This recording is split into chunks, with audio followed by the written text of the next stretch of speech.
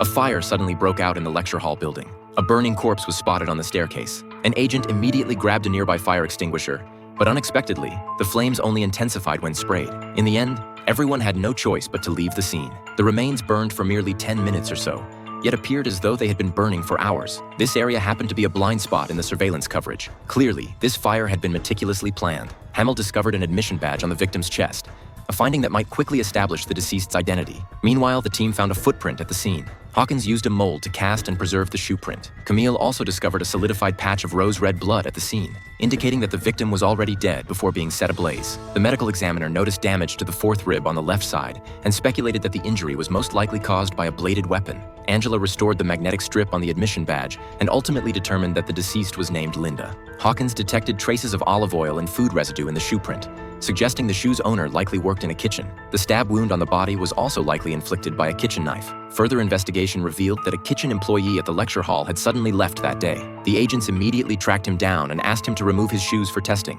Comparison confirmed that the shoes perfectly matched the footprint at the scene. The agents also found the victim's wallet in a kitchen trash can. At this point, all evidence pointed to this chef. To clear himself of murder suspicion, the chef explained that he had a sudden craving for a cigarette at the time of the incident. When he reached the stairwell, he discovered a burning corpse. The smell of gasoline made him think the place was about to explode, so he grabbed the victim's wallet and fled. The agents ultimately ruled him out as a suspect because surveillance footage showed he had been in the kitchen the entire time before the incident. The remains showed no obvious defensive wounds, suggesting Linda likely knew her killer. Angela magnified the sternum, and bones discovered a spiderweb fracture pattern on it. It appeared the victim had been struck hard and incapacitated, giving the killer time to deliver the fatal stab. The medical examiner then examined the knife wound on the ribs and found that the indentation on the right side was deeper than on the left. Although the wound on the left was made with less force, it was more precise and struck a vital area. This indicated the killer was actually right-handed and was attempting to mislead the forensic examination. Hawkins tested the residue in the stab wound and found traces of obsidian. Obsidian is commonly used in weapon making.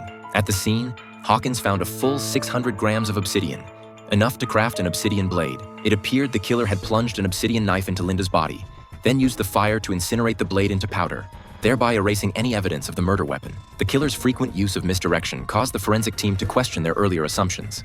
They had initially hypothesized that the killer used gasoline to ignite magnesium strips. Now it seemed this too was meant to mislead the investigation. The real purpose was to conceal another accelerant. Hawkins soon found the answer. When sulfuric acid and potassium chlorate are mixed, they produce an explosive reaction. However, if they are separated by a layer of aluminum foil, the thin foil gradually corrodes from the acid. Once the sulfuric acid penetrates the foil and contacts the potassium chlorate, an explosion occurs. This mechanism functions essentially as a timed explosive device. Crucially, Hawkins found residue of aluminum foil at the fire scene.